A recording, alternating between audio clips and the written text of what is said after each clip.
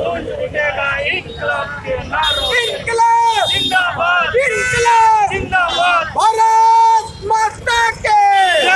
आज ये विरोध प्रदर्शन किस लिए? देखिए, विरोध प्रदर्शन का मुख्य कारण है कि हमारे केंद्र सरकार से, हमारे मुख्य मानदेय और साथ ही साथ राज्य से इस देश के आज़ाद हुए 75 साल हो गए। इस देश में स्वास्थ्य नीति तो आ गई, शिक्षा नीति तो आ गई, लेकिन हमारा सवाल है कि रोजगार नीति आप कब बनाइएगा। रोजगार नीति भी तो आपके सवाल तो जीरो हो गए हैं। जहां भारत का संविधान की हम जब बात करते हैं तो हम देखेंगे, डायरेक्टिव प्रिंसिपल स्टेट पॉलिसी को पढ़ेंगे तो हम लोग उसमें स्पेशल रूप से वर्णित किया गया है कि जब भी देश की स्थिति की सुधार होती है तो देश में उस चीज को फंडामेंटल राइट्स में लाना चाहिए। तो हमारा पहला मांग रहेगा कि जो डायरेक्टिव प्रिंसिपल स्टेट पॉलिसी में जो रोजगार की बातें की गई है अभी देश में, उसको फंडामेंटल रूटीन में लाया जाए जिससे हम अपने रोजगार की बातों को रख सके। दूसरी बात इस बिंदु को हम रखना चाहते हैं, जो व्यक्ति शिक्षित हो, जो ग्रेजुएशन होल्डर हो, वैसे व्यक्तियों को रोजगार मुहैया कराना चाहिए। रोजगार चाहे वो अशिक्षित, उसके स्किल डेवलपमेंट में कराना चाहिए। आप कौन सी सरकार को दोषी मान रहे हैं? हम दोनों सरकार को दोषी मान रहे हैं।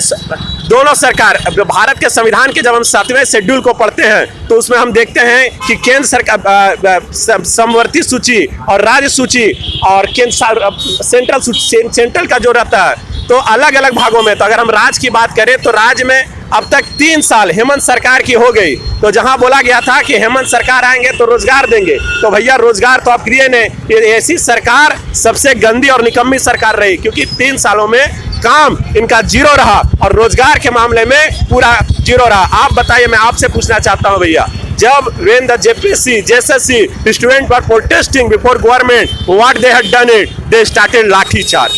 I wanted to ask the question before government, what it says, the Article 21 of Indian Constitution. It says that no person shall be deprived of his life and personal liberty except according to the procedure established by law. आप बताइए, जो established हम लोग अभी जैसे protest कर रहे हैं, उसी समय जेपीएससी और जेएसएससी के स्टूडेंट जब प्रोटेस्ट कर रहे थे उन पर लाठियां बरसाई गई। आप उस समय क्यों नहीं थे? और रात में पुलिस आती है और रात में उठा के ले गई, उसका जवाब क्या है?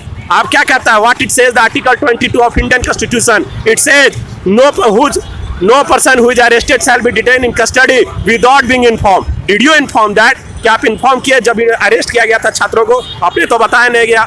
जब भी इतिहास झारखंड के लिखे जाएंगे स्वर्ण अक्षरों में, इन तमाम युवाओं के नाम लिखे जाएंगे कि हम आवाज उठाने वालों में हैं, झुकने वालों में नहीं है। मेरा नाम प्रखर कुमार हुआ और मैं देश की बात फाउंडेशन से स्टेट कोऑर्डिनेटर हूँ। विरोध प्रदर्शन कर रहे हैं, किस लिए कर रहे हैं? रोजगार के लिए। रोजगार सभी को मिलना चाहिए, ये हमारा अधिकार है। रोजगार से वंचित कर दिया है। जी बिल्कुल, इतने पढ़े लिखे होने के बावजूद भी आज के युवा को जो मिलना चाहिए वो उस तरह का नहीं मिल रहा है रोजगार। मतलब आप किस तरह का पढ़े लिखे और नहीं मिल रहा है सरकार? मैंने डबल MA किया है, BEd किया है, PhD कर रही हूँ। कहाँ पे हमारे लिए वैकेंसी है? मेरा कृति राज नाम हुआ, झारखंड से हूँ मैं। फाउंडेशन से आए हैं और हम लोग का पूरे देश भर में प्रत्येक राज्य के राजधानी में हमारा रोजगार संसद चल रहा है और यहाँ पर रांची में भी हम लोग पुराना विधानसभा विधायक सभागार में रोजगार संसद कल 26 जून को 1:30 बजे से किए हैं। और इसमें यूनिवर्सिटी के स्टूडेंट, छात्र संगठन, मजदूर संगठन, किसान संगठन इसमें आ रहे हैं और कल रोजगार संसद 1:30 बजे हम लोग रखे हैं। और दिल्ली में भी 16 अगस्त को हमारा व्यापक जन आंदोलन होने वाला है, इसमें 1000 संगठन भाग ले रहे हैं। कर रहे हैं जिस प्रकार शिक्षा नीति, स्वास्थ्य नीति है, उसी तरह रोजगार को एक संवैधानिक अधिकार मिलना चाहिए। इसलिए रोजगार संवैधानिक अधिकार बने, इसलिए हम लोग इसको विरोध कर रहे हैं। इसका रोजगार आपको कौन नहीं दे रहा है? रोजगार कोई भी सरकार आए, हेमंत सरकार झारखंड में 3 साल से बैठी ही पड़ी है, लेकिन अभी तक रोजगार देने की किसी तरह का कोई प्रावधान ही नहीं हुआ हमारे राज्य में। तो कहाँ सोई है सरकार? हम लोग रोड पे आ गए हैं, हम लोग युवा पढ़ रहे हैं, 2 साल से तैयारी कर रहे हैं, आज तक कोई वैकेंसी नहीं आई है। दे रहे हैं ऑन द ग्राउंड लेवल, कोई जानकारी नहीं, कोई लोग, मतलब ये सारा जो है पत्र पे काम हो रहा है, कागजों पे रह जाते हैं, प्रैक्टिकल कोई काम नहीं हो रहा। हम लोग जो है अभी केंद्र सरकार और राज्य सरकार दोनों को मिलाकर लगभग 60 लाख जॉब खाली है, ये ऑन रिकॉर्ड है। तो हम चाहते हैं कि पूरे देश में जितनी सरकारी वैकेंसी है निष्पक्ष तरीके से समयबद्ध भरा जाए और जो अभी अग्निवीर स्कीम लाया गया है हम इसका भी विरोध करते हैं कि ठेका प्रथा के तहत लाया गया है। आप कह रहे हो कि 4 साल के बाद आपको ना पेंशन मिलेगा ना मेडिकल बेनिफिट मिलेगा। एक किसान का बेटा, एक मजदूर का बेटा भारत माँ की जो सेवा के लिए सेना में जाता है, अगर वो उसको पता है कि 3 साल के बाद अगर मुझे 1 साल के बाद मैं अगर रिटायर हो जाऊंगा तो वो कैसे वो भारत माँ के लिए गोली खाएगा। लेकिन वही सवाल है, इस देश में एक नेता, एक विधायक अगर 1 दिन के लिए बनता है उसको आजीवन पेंशन मिलता है, तो आप अग्निवीर के तहत जो है सेना को आप कॉन्ट्रैक्ट सिस्टम पे रखना चाहते हो। आप पूरे देश में जो है सरकारी नौकरी को जो है भरा नहीं जा रहा है। बिहार में भी बीपीएससी का एग्जाम हुआ, वो पेपर लीक हो गया।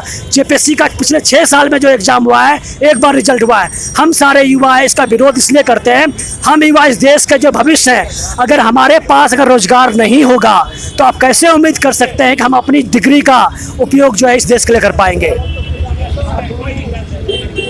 रजिस्ट्रेशन चालू है, अग्निवीर के लिए रजिस्ट्रेशन जो चालू है, तो क्या आप मुझे बता सकते हैं एक भी जो है कि किसी भी नेता का बेटा इसमें रजिस्ट्रेशन कराया हो? नेता का बेटा जो है वो बीसीसीआई के सेक्रेटरी बनता है, लेकिन जो अग्निवीर स्कीम के तहत जो है ये तमाम नेता कहते हैं कि आप जो है कि किसी पार्टी के ऑफिस में आपको सिक्योरिटी गार्ड बन जाओगे। क्या अगर हमें सिक्योरिटी गार्ड बनना होता या हमें जो है कि मानो कि यूपी पुलिस के होम गार्ड में भर्ती होना होता तो हम सेना में क्यों जाना चाहते? हम सेना में जाना चाहते हैं, हम भारत माँ की सेवा करना चाहते हैं। तो आप हमें सेवा जो 4 साल के क्यों करने देना चाहते हो? हम आजीवन सेवा करना चाहते हैं। इसलिए हम कह रहे हैं कि हम अग्निवीर स्कीम का भी विरोध कर रहे हैं। साथ ही हम चाहते हैं कि देश में एक राष्ट्रीय रोजगार नीति का एक पॉलिसी बने। मेरा नाम भानु भारतीय है, मैं देश की बात फाउंडेशन का सेंट्रल कोऑर्डिनेटर हूँ।